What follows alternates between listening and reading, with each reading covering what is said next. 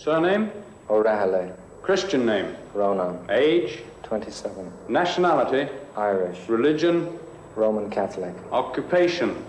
Marine broadcaster. Political views? I suppose I'm an anarchist. This is Caroline. The report that had come out, the government report that had come out in 1962, to say there was absolutely no evidence that there was any need for all-day music, station, was just complete and absolute hogwash. The Pilkington thing, which was basically a government group who absolutely, had no idea at all what, in fact, the people wanted. I mean, they were totally, not 10% wrong, they were 110% wrong. Which, if that is carried across the whole field of government, then things are in pretty bad shape. I mean, in other words, if all the committees that are set up are even half as wrong as that committee was, we're in bad shape. I mean, basically, because of what tends to happen is that they pick these people out of some kind of payoffs for past efforts or whatever.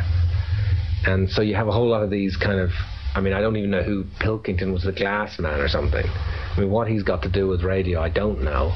But, they pick these committees to pay off sort of political debts, as it were, as far as one can gather. And therefore they're not really the kind of people that should have been on the committee to make the decision, whether or not.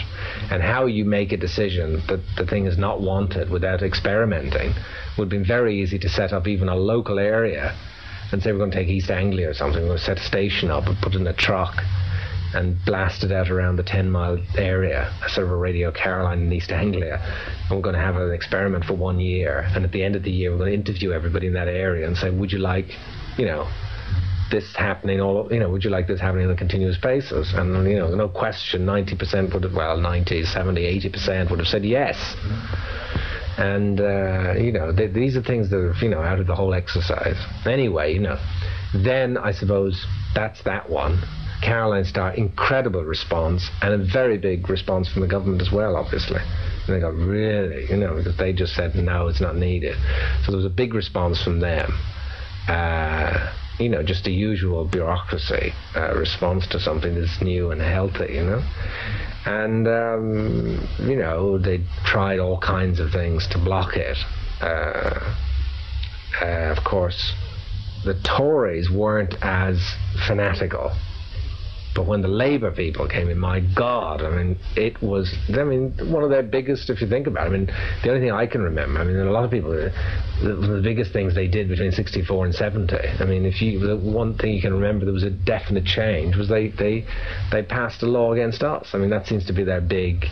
the House, every time the second reading of the Marine Offences Act, it was packed House. It was like a three-line whip, the whole works. They really were fanatical about, they even overrode the democratic rights of the Isle of Man. The House of Keys in the Isle of Man, democratically elected parliament, second oldest parliament in the world, older than the English parliament even, voted to throw the Marine Offences Act out. They actually voted to throw it out, and they were overridden by an order in council, which, Wilson used the Queen in that situation, the Labour Prime Minister using, suddenly wanting to use the royalty idea quickly to override the democratic rights of the Isle of Man in order to block Caroline.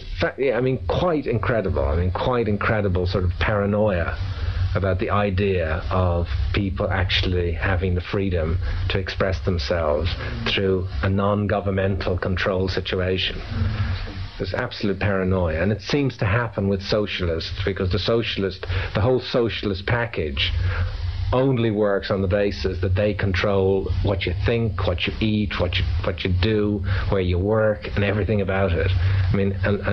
They control education, they control everything about you, because if they once open it up to a free choice thing, they're wiped out. I do believe that, Caroline had a big influence on the youth of the UK. I believe it. a lot of other people also believe it. So, I think, it's reasonable to assume we did have an effect. How much of a change, how much influence, etc., we never know. There's no way of measuring it exactly. It's what people think and what people have in their heads. But there's no doubt in my mind that the influence was great. From a point at sea to the circles in your mind, this is the new Radio Caroline.